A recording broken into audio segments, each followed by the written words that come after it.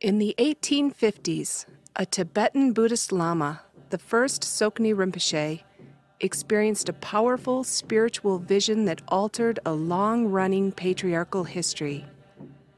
He and his followers chose to train nuns to the highest levels of spiritual practice normally reserved for male Buddhist monks. One can visualize how maverick this idea was when we compare it to the rest of the world at this time.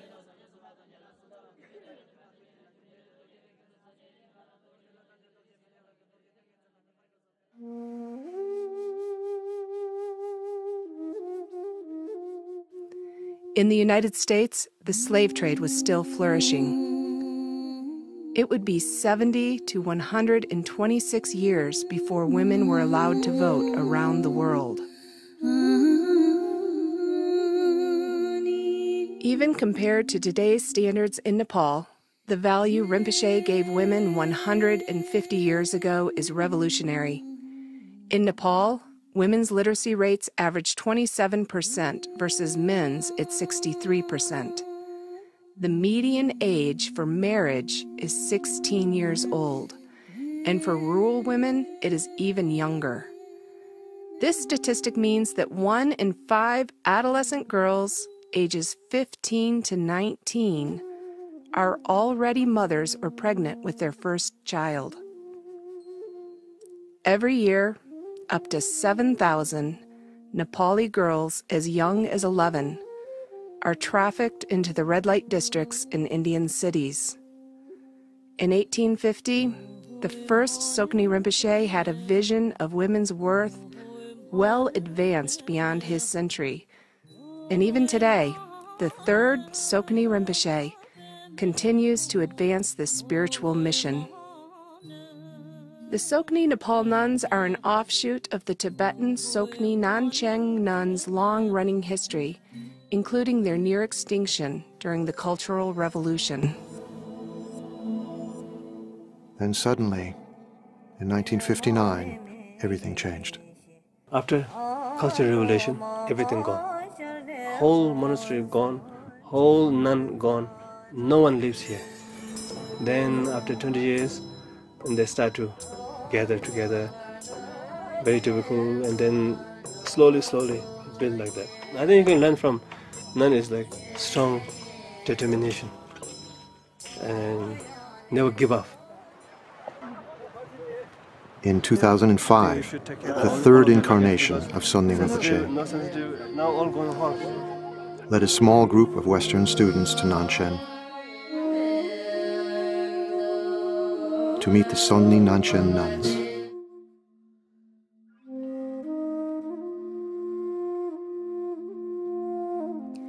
Even recently, Chinese government policies have made it difficult for the Nanshen nuns to continue their traditions. Families have been moving out of the high country to the cities, leaving their daughters in the nunneries with no way of feeding themselves. Many were forced to give up monastic life to become family housekeepers. In 2004, the third incarnation of Tsokni Rinpoche took responsibility for the 3,000 nuns scattered around the Nangchen region of Tibet. In 2005, he invited the group of travelers who filmed the Nangchen nuns' story as seen in these clips from Blessings, narrated by Richard Gere. Another result of the trip was the creation of an endowment fund to support the Nangchen nuns forever, protecting this important spiritual tradition.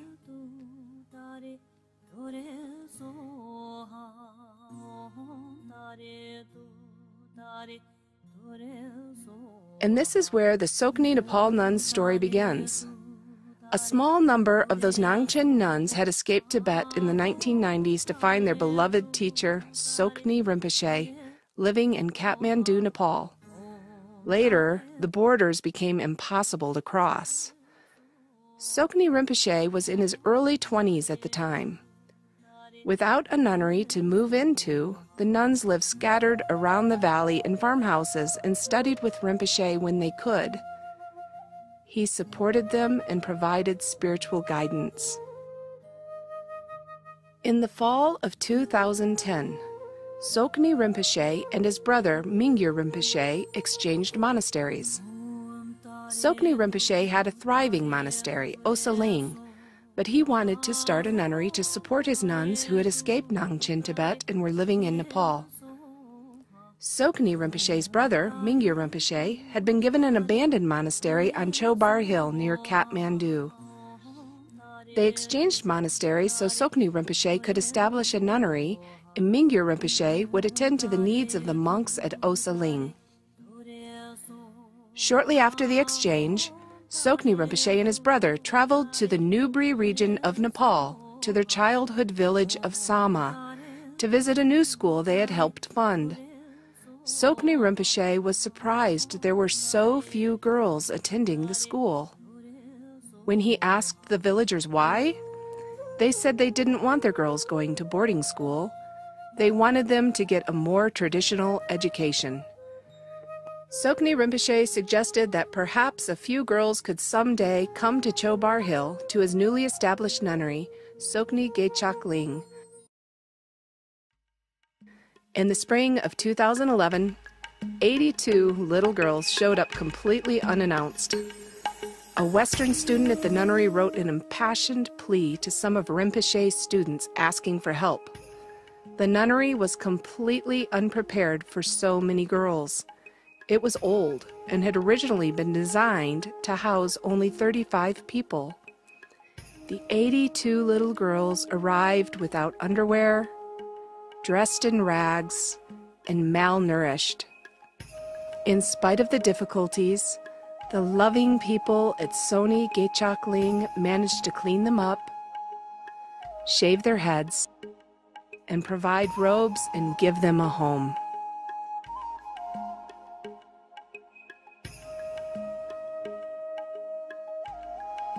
That same year, Rinpoche led a pilgrimage of international students to consecrate a new nunnery in the Himalayas of Nepal. Two of the students who had received the plea for help from Sokni Gechak Ling extended their trip and arrived at the new overflowing nunnery loaded with socks and underwear for the new little nuns.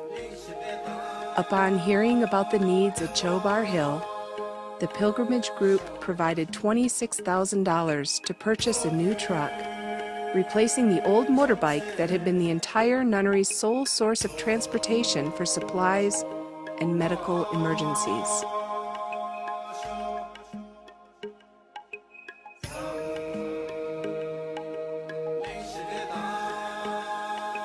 And that is how the International Friends of the Sokni Nepal Nuns was born. The two students promised to return in February, thinking they would be raising funds for food, cooking fuel, clothing, and medical supplies. When they arrived back at Sokni Gechak Ling their first night, Rinpoche presented a full-blown plan to build a nunnery with 6 buildings, an educational center, and also a Tibetan Buddhist university called Ashedra.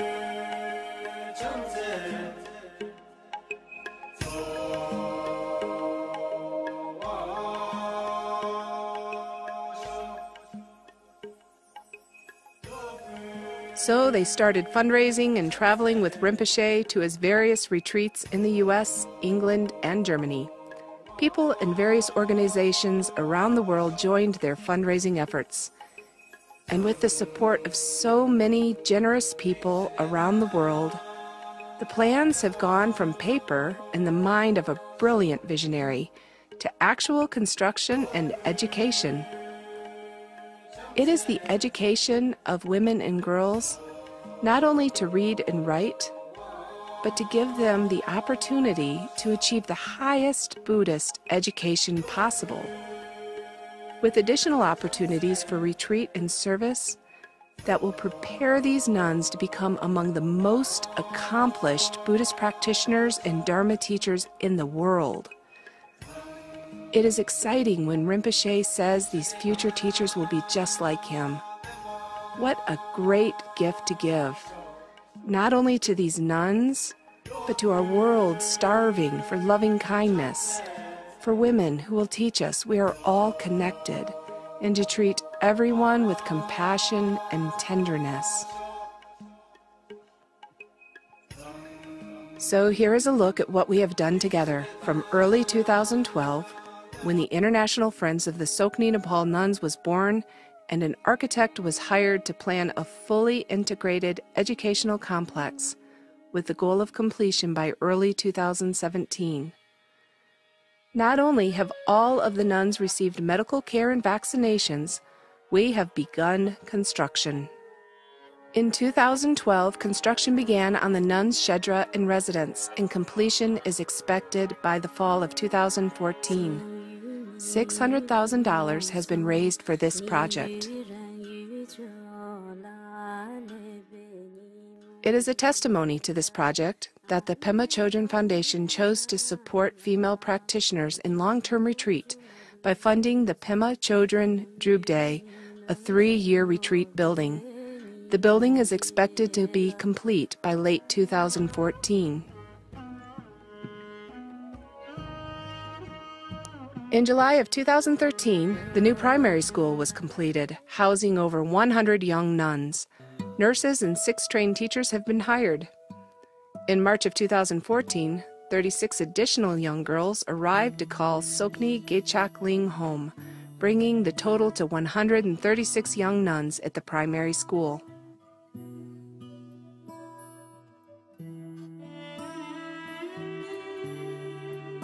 In the spring of 2013, Pema Chodron Foundation pledged to support the living needs of the nuns in retreat for the first 5 years of operation. By the fall of 2013, we raised $250,000 to build a new kitchen and dining hall. Construction has been planned to begin in 2014.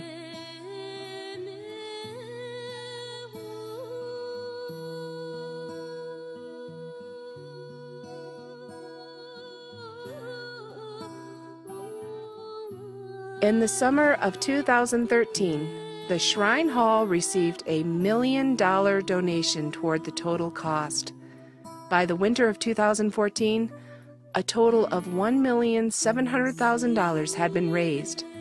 This is an exciting and important accomplishment, as the Shrine Hall is not only the central building in the nunnery, it is also the largest, accommodating up to 400 people at a time.